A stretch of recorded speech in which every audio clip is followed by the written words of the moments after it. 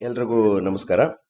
ತಮ್ಗೆಲ್ರಿಗೂ ಕೂಡ ಈಗ ಒಂದು ಪಟ್ಟಿಯನ್ನು ಕೊಟ್ಟಿದ್ದಾರೆ. ಅದರಲ್ಲಿ ರೇಷನ್ ಕಾರ್ಡ್ ಇದೆ. ಆ ರೇಷನ್ ಕಾರ್ಡನ್ನು ನೀವು ಎಂಟ್ರಿ ಮಾಡಿದ್ರೆ ಸರ್ವೆ ಆಲ್ರೆಡಿ ಕಂಪ್ಲೀಟೆಡ್ ಅಂತ ಬರುತ್ತೆ. ಕೆಲವರಿಗೆ ನೋ ಡಾಟಾ ಫೌಂಡ್ ಅಂತ ಬರುತ್ತೆ.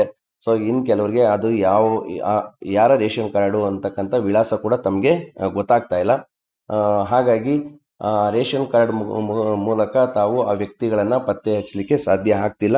ಸೊ ಇದಕ್ಕೆ ಸಂಬಂಧಪಟ್ಟ ಹಾಗೆ ನಾನು ಈಗ ಒಂದು ವಿಡಿಯೋದಲ್ಲಿ ನಿಮಗೆ ಹಳೆ ರೇಷನ್ ಕಾರ್ಡ್ಗಳ ಬದಲಾಗಿ ಹೊಸದಾಗಿ ಯಾವ ಒಂದು ರೇಷನ್ ಕಾರ್ಡ್ಗೆ ಅದು ಬದಲಾವಣೆ ಆಗಿದೆ ಅನ್ನೋದನ್ನು ಹೇಗೆ ತಿಳ್ಕೊಬೇಕು ಅನ್ನೋದನ್ನು ಹೇಳ್ತೀನಿ.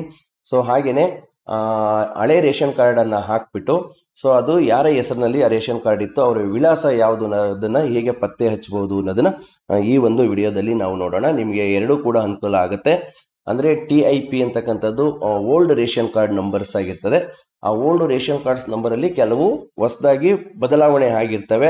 ಆ ಯಾವ ಕಾರ್ಡ್ಗೆ ಯಾವುದು ಹೊಸದಾದ ರೇಷನ್ ಕಾರ್ಡ್ ಬಂದಿದೆ ಅನ್ನೋದನ್ನ ನಾವು ನೋಡ್ಬೋದು, ಅದ್ರ ನಂಬರನ್ನು ನೋಡ್ಬೋದು. ಹಾಗೆಯೇ ಸಸ್ಪೆಂಡ್ ಆಗಿರ್ತಕ್ಕಂಥ ರೇಷನ್ ಕಾರ್ಡ್ ವಿಳಾಸ ಯಾರ ಹೆಸರಲ್ಲಿದೆ, ಆ ಕಾರ್ಡ್ ಯಾರ ಹೆಸರಲ್ಲಿತ್ತು, ಯಾವ ಏರಿಯಾ ಅನ್ನೋದನ್ನು ಕೂಡ ನಾವು ಇಲ್ಲಿ ತಿಳ್ಕೋಬಹುದು. ಈ ಒಂದು ಲಿಂಕ್ ಇದೆ, ಇದನ್ನು ನಿಮಗೆ ನಾನು ಗ್ರೂಪಲ್ಲಿ ಶೇರ್ ಮಾಡ್ಕೋತೀನಿ. ಹೇಗೆ ಅನ್ನೋದನ್ನು ನೋಡೋಣ. ಲಿಂಕ್ ಮೇಲೆ ನೀವು ಕ್ಲಿಕ್ ಮಾಡಿದ್ರೆ ಈ ರೀತಿ ನಿಮಗೆ ಬರ್ತದೆ. ಇಲ್ಲಿ ಕಚೇರಿ ಬಳಕೆಗೆ ಅಂತ ಹೇಳಿದೆ, ಇದು ನಮಗೆ ಉಪಯೋಗಕ್ಕೆ ಬರಲ್ಲ. ನೋಡಿ, ಇಲ್ಲಿ ಸಾರ್ವಜನಿಕರ ಬಳಕೆಗೆ ಅಂತ ಹೇಳಿ ಒಂದು ಬರ್ತದೆ. ಇಲ್ಲಿ ಬೆಂಗಳೂರು ಮೈಸೂರು ವಿಭಾಗ ಅಂತ ಬರ್ತದೆ. ಇಲ್ಲಿ ಕಲಬುರಗಿ ವಿಭಾಗನ ಸೆಲೆಕ್ಟ್ ಮಾಡ್ಕೋಬೇಕು. ಇದ್ರ ಮೇಲೆ ಕ್ಲಿಕ್ ಮಾಡಿದ್ರೆ ಈ ರೀತಿ ನಿಮಗೆ 4 ಆಪ್ಷನ್ಸ್ ಓಪನ್ ಆಗುತ್ತೆ. ಇಲ್ಲಿ ಪಡಿತರ ಚೀಟಿ ವಿವರ ಅಂತ ಇದೆ, ಅದ್ರ ಮೇಲೆ ನೀವು ಕ್ಲಿಕ್ ಮಾಡಿ ನೆಕ್ಸ್ಟ್ ಇಲ್ಲಿ 2ನೇ ಆಪ್ಷನ್ ತಗೊಳ್ಳಿ, ಸ್ಟೇಟಸ್ ಆಫ್ ರೇಷನ್ ಕಾರ್ಡ್, ಪಡಿತರ ಚೀಟಿ ವಿವರ. ಸೊ ಅಲ್ಲಿ ಕ್ಲಿಕ್ ಮಾಡಿ ಈ ರೀತಿ ನಿಮಗೆ ಪೇಜ್ ಬರ್ತದೆ. ಇಲ್ಲಿ ವಿತೌಟ್ OTP ಮೇಲೆ ಕ್ಲಿಕ್ ಮಾಡ್ಕೊಳ್ಳಿ. ವಿತೌಟ್ OTP ಮೇಲೆ ಕ್ಲಿಕ್ ಮಾಡಿಕೊಂಡು ನೀವಿಲ್ಲಿ ಏನು ಮಾಡಬೇಕು, ಅಲ್ಲಿ ರೇಷನ್ ಕಾರ್ಡ್ ನಂಬರನ್ನು ಹಾಕಿ ನೀವೇನು ಮಾಡಬೇಕು, ಇಲ್ಲಿ ಗೋ ಮೇಲೆ ಕ್ಲಿಕ್ ಮಾಡಿ. ನೋಡಿ, ಕ್ಲಿಕ್ ಮಾಡಿದ ತಕ್ಷಣ ಇಲ್ಲಿ ಪಾಪಪ್ ಪೇಜಲ್ಲಿ ಹೊಸ ರೇಷನ್ ಕಾರ್ಡ್ ನಂಬರ್ ನಿಮಗೆ ಬರುತ್ತೆ. ಅಂದರೆ ಹಳೆ ಕಾರ್ಡ್ ನಂಬರ್ಗೆ ಹೊಸ ಕಾರ್ಡ್ ನಂಬರು ಜನರೇಟ್ ಆಗಿ ಬಂದಿರ್ತದೆ. ಇದನ್ನು ನೀವು ಬರ್ಕೊಂಡು ನೋಟ್ ಮಾಡಿಕೊಂಡು ನಿಮ್ಮ ಒಂದು ಸ್ಟೇಟಸ್ ಅಲ್ಲಿ ಇದು ಸರ್ವೆ ಕಂಪ್ಲೀಟ್ ಆಗಿದೆಯಾ ಇಲ್ವಾ ಅನ್ನೋದನ್ನು ಕೂಡ ತಾವು ಚೆಕ್ ಮಾಡ್ಕೋಬಹುದು. ಇದು ಒಂದು.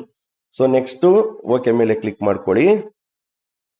ನೆಕ್ಸ್ಟ್ ಇಲ್ಲಿ ಬಂದರೆ ಎಕ್ಸಿಟ್ ಅಂತ ಹೇಳಿದೆ, ಎಕ್ಸಿಟ್ ಮೇಲೆ ಕ್ಲಿಕ್ ಮಾಡ್ಕೊಳ್ಳಿ. ಸೊ ಎಗೈನ್ ನೀವಿಲ್ಲಿ ಪಡಿತರ ಚೀಟಿ ವಿವರ ಇದೆಯಲ್ಲ, ಇದ್ರ ಮೇಲೆ ಕ್ಲಿಕ್ ಮಾಡಿ.